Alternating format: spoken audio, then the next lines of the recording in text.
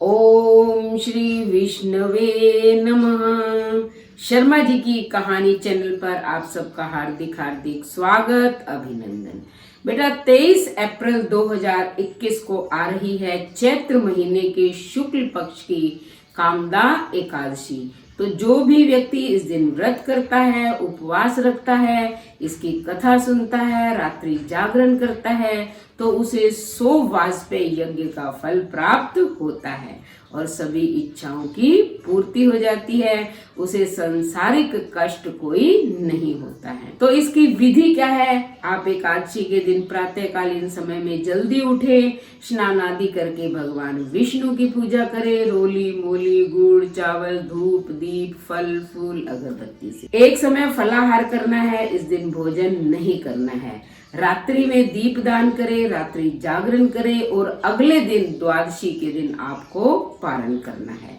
तो आपकी सभी इच्छाएं पूर्ण श्रद्धा और विश्वास के साथ करने से पूरी होती हैं। तो आइए सुनते हैं इसकी कथा। धर्मराज युधिष्ठिर के पूछने पर भगवान कृष्ण ने कहा कि हे राजन, चैत्र माह के शुक्ल पक्ष की एकादशी का नाम कामदा है। यह पापों को नष्ट कर देती है, पुत्र की प्राप्ति करवाती है। इसके व्रत से कुयोनि भी छूट जाती है और अंत में स्वर्ग की प्राप्ति होती है। मैं इसका महात्म्य सुनाता हूँ, ध्यान से सुनो। प्राचीन काल में एक भोगीपुर नाम के नगर में पुंडरीक नामक एक राजा राज्य करता था। वहाँ अनेकों अप्सरा गंधर्व किन्नर आदि निवास करते थे। उसी जगह ललिता और ललित नाम के दो स्त्री पुरुष अत्यंत वैभवशाली घर में निवास करते हुए विहार किया करते थे। एक समय राजा पुंडरीक गंधर्वों सहित एक सभा में क्रीड़ा कर रहे थे। उसी जगह ललित गंधर्व भी उनके साथ गाना गा रहा था, परंतु उसे अपनी पत्नी की याद आ रही थी, इसलिए वह अच्छे से नहीं गा रहा था। नामराज करकोटक ने राजा पुंडरीक से उसकी चुगली कर दी। इस पर राजा पुंडरीक ने ललित को श्राप दे दिया कि अरे दुष्ट, तू मेरे सामने गाता हुआ भी अपनी पत्नी को याद कर रहा है, इसलिए तू राक्षस हो जा।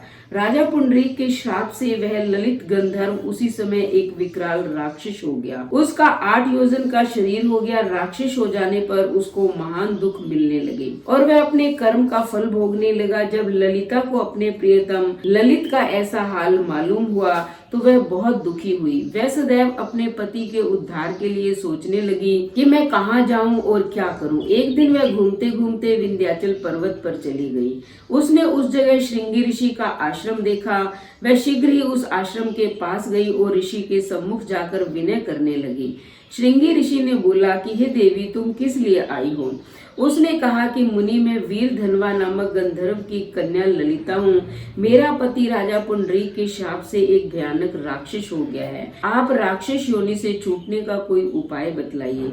तब श्रृंगी ऋषि ने कहा, गंधर्व कन्या ललिता, अब चैत्र माह के शुक्ल पक्ष की एकादशी आने वाली है। उसका नाम कामदा एकादशी है। उसके व्रत करने से मनुष्य के समस्त कार्य शीघ्र ही सिद्ध हो जाते हैं। यदि तू उसके व्रत के पुण्य को अपने पति को देती है तो वह शीघ्र ही राक्षस योनि से छूट जाएगा।